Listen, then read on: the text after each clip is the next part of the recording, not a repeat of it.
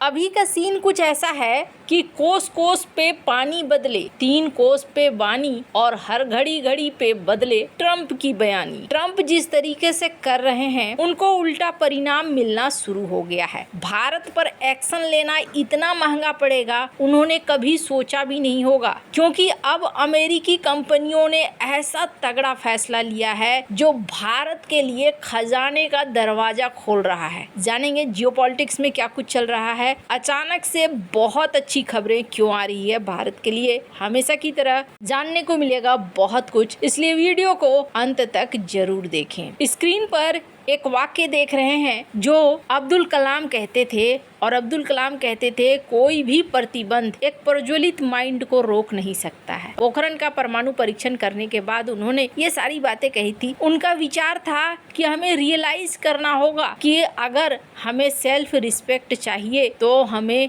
आत्मनिर्भर बनना पड़ेगा, तभी हमें सेल्फ रिस्पेक्ट भी मिलेगा। और ये उनके वाक्य ना सही साबित हो रहे हैं। वैसे कहा जाता है कि कई बार मीटिंग वगैरह होती थी ना, तो वो हंसी मजाक में कह देते थे, सुनो ऐसा नहीं हो सकता है क्या कि हम लोगों के ऊपर 10 साल का प्रतिबंध लग जाए। अब वो क्यों कहते थे ऐसा इसलिए कहते थे कि भारतीयों की आदत होती है जब तक पूंछ में आग न लगे तब तक एक्शन में नहीं आते हैं। अभी अगर आप देखेंगे जोहो का प्लेटफॉर्म आ गया, जोहो को लेकर सारे मिनिस्टर वगैरह वो भी अपने अपने बयान देने लगे, कितना ज्यादा चर्चा में आ गया, तुरंत आत्मनिर्भर बनने की बातें समझ में आने लगी। ये चीजें तो काफी पहले से शुरू हो जानी चाहिए। हुआ क्या, डोनाल्ड ट्रंप की तरफ से जब एक्शन दिखने लगा और प्रतिबंध और कुछ नई नई चीजें दिखने लगी, तब भारत भी एक्शन वाले फॉर्म में आया। तो ऐसा है कि अभी का सीन क्या है, अभी पूरी सदी कुछ ऐसे चल रही है जैसे ये सदी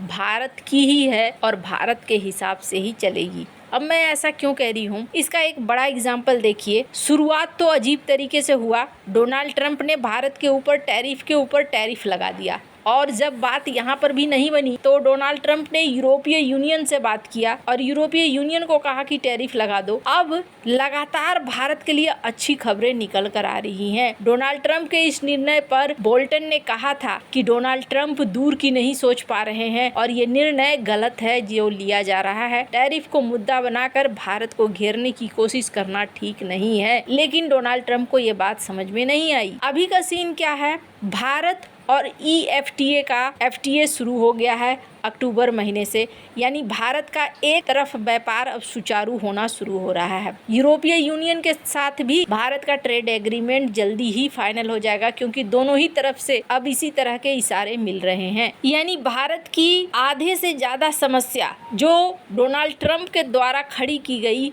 वो हल होगी, इस दिशा में भारत बढ़ रहा है। अब बाकी की समस्या खुद ऐसा लग रहा है जैसे अमेरिकी कंपनियां पूरी करेंगी। H1B वीजा को रद्द करके डोनाल्ड ट्रंप ने भारत के ऊपर एक तगड़ा वाला दबाव बनाया, $1 लाख फीस रख दी, यानी कि यहाँ से कोई ऐसा जा ही नहीं पाएगा जो कि मिडिल लेवल पर काम कर पाए या फिर लो लेवल पर किसी भी संस्था में स्टार्टअप के रूप में भी काम कर पाए। अब जो छोटी छोटी कंपनियां होती हैं, स्टार्टअप्स होते हैं, वो उतना ज़्यादा पेमेंट नहीं कर पाते हैं। अब जब H1B वीज़ा का कार्यक्रम हुआ तो यहाँ पर यह भी देखने को मिला कि डोनाल्ड ट्रंप के इस एक्शन से एक ऐसा वर्ग तैयार हो चुका है अमेरिका में जो भारतीयों को नापसंद कर रहा है, भारतीयों को आने देना नहीं चाह रहा था। 4chan नाम के एक ग्रुप ने, कहा जाता है कि ये राइट विंग ग्रुप है, जिन्होंने टिकटें बुक करनी शुरू कर दी थी जब 1 दिन का समय दिया गया था। बाद में साफ किया गया कि नहीं, ये 1 दिन की बात नहीं है, पुराने लोग आ सकते हैं, जा सकते हैं। उस समय अमेरिका में बैठे कुछ ग्रुप टिकट बुक कर ले रहे थे।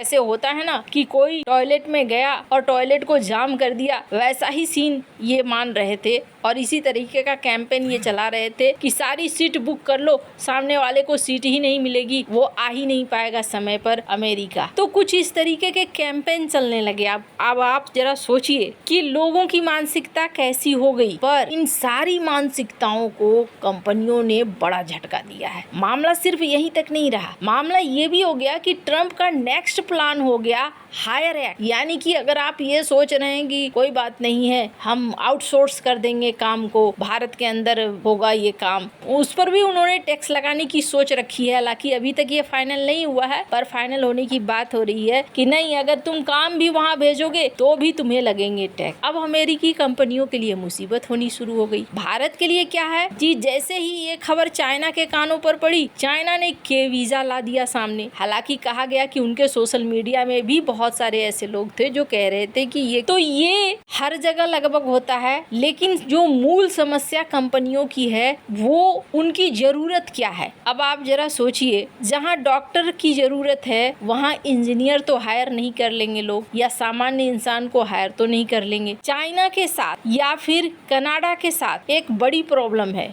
और वो है उनकी जनसंख्या, जो बूढ़ी होती जनसंख्या ज़्यादा है और यंग जनसंख्या कम है। दूसरी बड़ी समस्या है आईटी के सेक्टर में भारत ने अपने आप को प्रूफ किया है।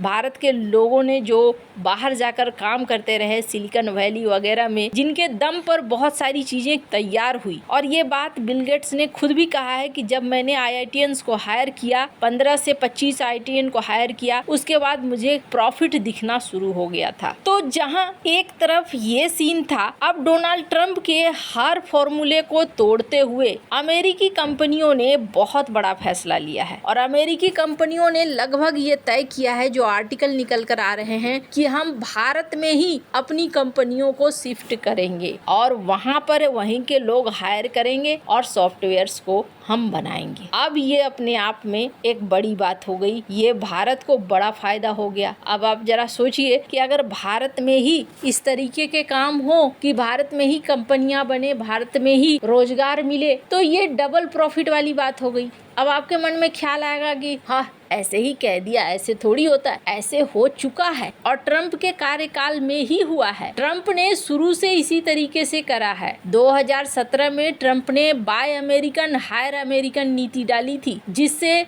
वीजा डिनायल रेट बढ़ गया था 6% से 24%। और तब क्या हुआ, अमेरिका की कई कंपनियों ने भारत के अंदर शुरू कर दिया था शिफ्ट करना। पहले तो ऑनलाइन जॉब्स को शिफ्ट किया गया, टीसीएस को दिया गया, इन्फोसिस को दिया गया, हायर नहीं किया गया बल्कि आउटसोर्स कर दिया गया। फिर 2015 से 2020 का समय आया, जब देखने को मिलने लगा कि वीजा डिनायल बढ़ रहे हैं, तो टेक जॉइंट्स ने भारत में इन्वेस्टमेंट करना शुरू कर दिया। माइक्रोसॉफ्ट ने हैदराबाद में क्लाउड एआई सेंटर बनाए। यहाँ तक 2020 तक 10,000 कर्मचारी भी हो गए। कई सारे कंपनियों ने, जिसमें से एक गूगल भी है, इसने भी भारत के अंदर अपने सेंटर को बड़ा करना शुरू कर दिया। और ये कहानी बता रही है कि अब सीन बदल रहा है, भारत को यहाँ डबल फायदा होने वाला है। अब ट्रंप इसे कैसे हैंडल करेंगे, देखने वाली बात होगी। कोई भी कंपनी, कोई भी बिजनेस मुनाफा ढूंढती है और मुनाफा उन्हें भारतीयों के साथ मिल रहा है। आपको क्या लगता है, इन सब मामले में आपकी क्या राय है, कमेंट कर जरूर बताएं। जल्द मिलते हैं अगले वीडियो में नई खबर के साथ।